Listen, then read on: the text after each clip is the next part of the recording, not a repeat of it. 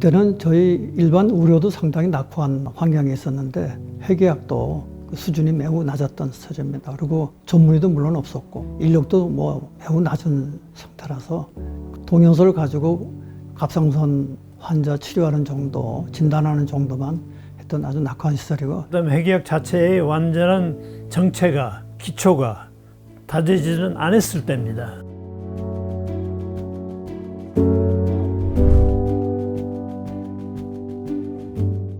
그러니까 문헌 자체가 한국에는 귀했지요. 볼 수가 없었단 말이야. 논문수도 상당히 적고요. 또 연구비도 상당히 낙후한 시절이었기 때문에 외국에서 저희 가르치러 들어왔고, 이제 워크숍이라든지 교육 프로그램을 지원을 받았고, 그러니까 국제적으로 같이 이제 일을 하고 또 공부도 하고 미국이라든가 또는 유럽을 중심으로 하는 핵의학이 시작된 것입니다.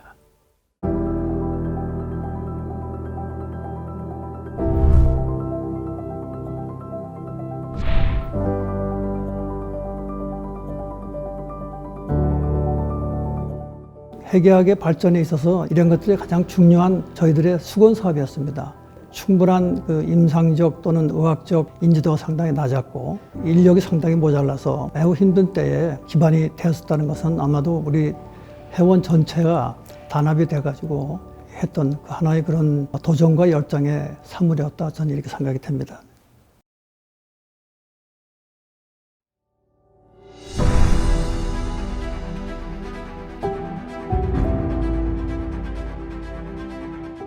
Asia is huge in size, population, and also in economy, but it's not true in academy. So we try to promote nuclear medicine academic activities in Asia. For that, we founded ARCCNM, the Asian Regional Cooperative Council for Nuclear Medicine, in 2000.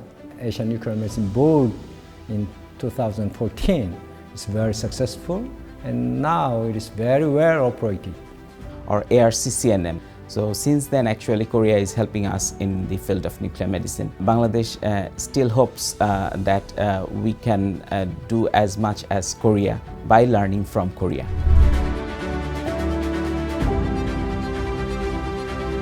그 2000년도에 대한민국이 세계 해계학회의 회장국 및 의장국으로 당선이 돼가지고 이제 유치에 성공하게 됩니다. 그리고 이제 2002년부터 2006년까지 세계 해계학회를 이제 저희가 회장국으로 4년 동안 일을 열심히 했습니다. 2006년도 제9차 세계 해계학회를 개최를 했는데 68개국에서 3,600명이 참석했고 약 1,100편의 논문이 발표된 아주 성공적인 학회가 됐습니다. 창립 초기부터 우리는 활발하게 미국 해계학회하고 연관을 맺었고, 특히 1974년도에 세계 해계학회를 창설할 때 창립국가 중 하나로 참여를 했습니다. 특이한 것은 우리가 코리안 나이트라고 해서 한국의 해계학을 소개하고 한국을 중심으로 외교 활동을 하는 기회도 매년 갖고 있죠. 그부터는 MOU를 맺어서 대한해계학회 학술대의 SNM의 대표들이 꼭 참석하는 그런 기회를 갖고 있습니다.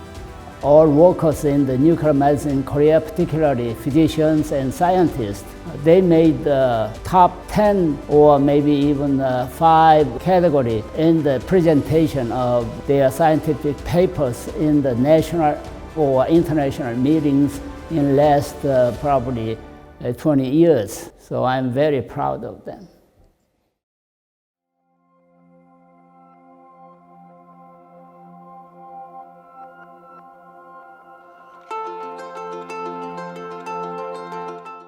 (1994년에) 한국에 펫이 처음으로 도입이 됐습니다. 그 이후로 검사가 조금씩 증가하기 시작해서 한 3년 정도 뒤에 한 해 한 2,000건 정도로 계속 증가를 하고 있었습니다. 많은 임상 선생님들께서 펫이 가지는 임팩트에 대해서 인지를 하기 시작을 했고, 대한해계학회 그 선생님들께서도 보험급여화를 위해서 굉장히 많이 노력을 했습니다. 대한해계학학회지에 역사상 최초로 서플리먼터리 형태로 회사 유용성에 대해서 리뷰 아티클을 시리즈로 내기도 했었습니다. 그래서 우리 해계학이 발전하게 된 계기가 된 거라고 생각을 하고요. Nuclear medicine in Korea, it's internationally very well known. We have high-level professors with extensive experience, as well as a large number of cases and patients. Also, they have great medical facilities with equipment of trending technologies and high-quality research.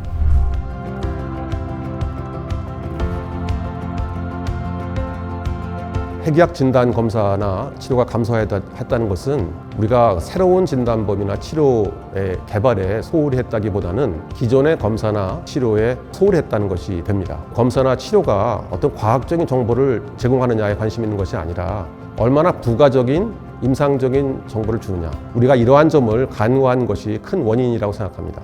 궁극적으로 가장 중요한 것은 진료 영역의 확장이라고 하는, 즉 임상 증거의 확보라는 중요한 목적을 위해서 어떤 일을 하는 것이 가장 중요한 것이냐, 즉 실험실 연구보다는 임상적인 연구를 어떻게 잘 조직하느냐에 대한 고민을 하는 것이 가장 중요한 과제로 생각합니다. 임상 증거의 확보는 한 개인이, 한 병원이 한다고 되는 것이 아닙니다. 그래서 이렇게 같이 모여서 증거를 서로 수집함으로써 빗둘림을 없애고 보다 좋은 질의 그 증거를 제공할 수 있지 않겠는가 저희 생각이었고, 좀 더 발전시켜 나가야 된다고 생각합니다.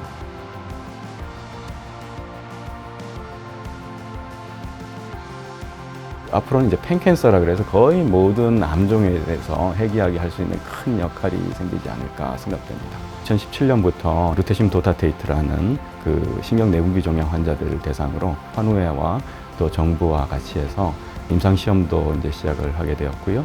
PSMA라고 새로운 또 전립선암 타겟에 대한 것도 지금 임상 시험이 한참 이제 우리나라에서 시작이 되었고, 루테슘 177 같은 경우도 2025년부터 기장에 있는 원자로에서 생산 이제 계획이 되어 있고요. 앞으로 이제 더 중요해질 수 있는 알파 치료제, 뭐 액티늄이라든지 나비라든지 이런 것들도 자체 생산이나 도입이 이제 계획되어 있습니다. 우리나라 같은 경우에는 국가하라 신약센터라는 게 있고, 기장에 가면 그 새로운 이제 원자로에서는 새로운 동위원소, 진단 치료용 동위원소들을 생산할 수 있고, 지금 이제 사이클로트론도 이제 자체 개발을 했기 때문에 역시 이제 진단 치료용 동위원소들을 개발할 수 있어요. 그래서 저는 이제 핵의학이라는 게 영어로는 뉴클리어 메디신이지만 거꾸로 또 우리 핵이라는 거는 중심이라는 뜻도 있거든요. 코어 메디신. 그래서 저는 앞으로 핵의학이 영어로 해당하는 코어 메디신, 정말 핵심 의학이 되지 않을까 이런 생각을 하고 있습니다. Nuclear medicine for me is my passion and the gate to the world. 나한테 어떤 불가능할 것이라고 생각한 거를 가능하게 해주는 그런 마술 같은 거? 나의 운명이고 핵의학이 없이는 나의 존재가 없다. 가능성, 그리고 파괴적 혁신. 인생의 동반자입니다. 다른 여러 모든 의학을 계속 공부할 수 있고 커뮤니케이션을 할 수 있다는 게 가장 큰 재미이고 핵의학과의 매력이라고 생각을 합니다. 하이라이트 컨트리에 선정이 돼서 좋은 일이라고 생각을 하고, 기쁘고 자랑스러운 일이고요. 또 어떻게 보면 당연한 일이라고 생각합니다. 그 아주 영예롭고 고마운 일이죠. 더 중요한 세계적인 역할을 할 수 있을 것을 기대합니다. This will not be just a goal, but it will be a stepping stone for Korea to become the world's core member of Nuclear Medicine Society.